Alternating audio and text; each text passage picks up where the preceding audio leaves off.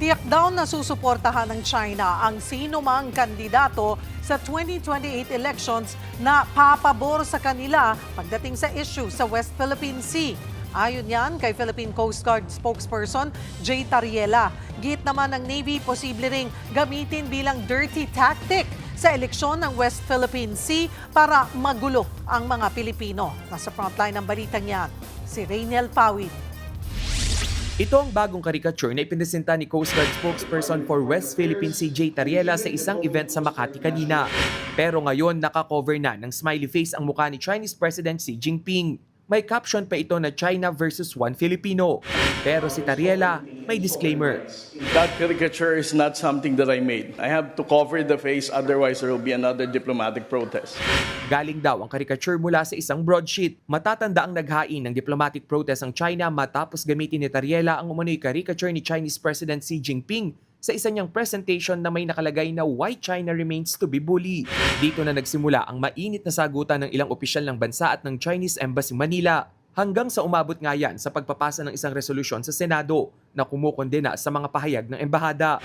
Sa kabila ng tensyon, sinabi ni Tariela na walang direktibang maghinay-hinay siya sa kanyang mga tirada kontra China. I don't think that there is a challenge in a way that you might think that I'm being asked to tone down or to minimize my media exposure or something. Wala naman ganun. Araw-araw pa rin naman tayo nagkikita-kita. No? Malacanang has the full support of the Transparency Initiative in making the Filipino people aware of what's happening in the West Philippines.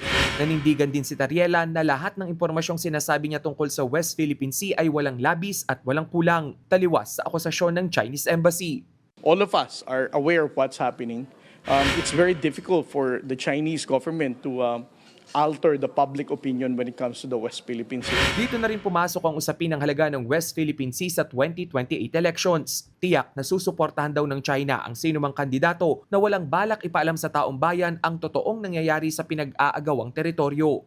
There is any candidate that the Chinese government would be supporting in 2028, of course, that should be somebody who aligns with their own interests, who doesn't really wish to make the Filipinos aware of what's really happening in the West Philippines. Ayon naman sa Philippine Navy, isa ang usapin sa West Philippine Sea sa magagamit bilang dirty tactic sa eleksyon para magulo ang mga Pilipino. It is used to divide us. It is used also to downgrade your military. Is there a West Philippine Sea, ma'am? Yes. Yes, yes. And we should not debate upon it. Bagamat 2 taon pa bago ang 2028 elections, may paalala ang isang eksperto sa mga botante. Pumili ng leader na may paninindigan sa West Philippine Sea. There should never be a soft stance about Philippine national interest. Nagbabalita mula sa frontline, Rainiel Pawid, News 5. Mga kapatid, Cheryl Hosing po. Maging maalam at may pakialam sa mga napapanahong issue at headlines. Mag-follow at mag-subscribe na sa social media pages ng News 5.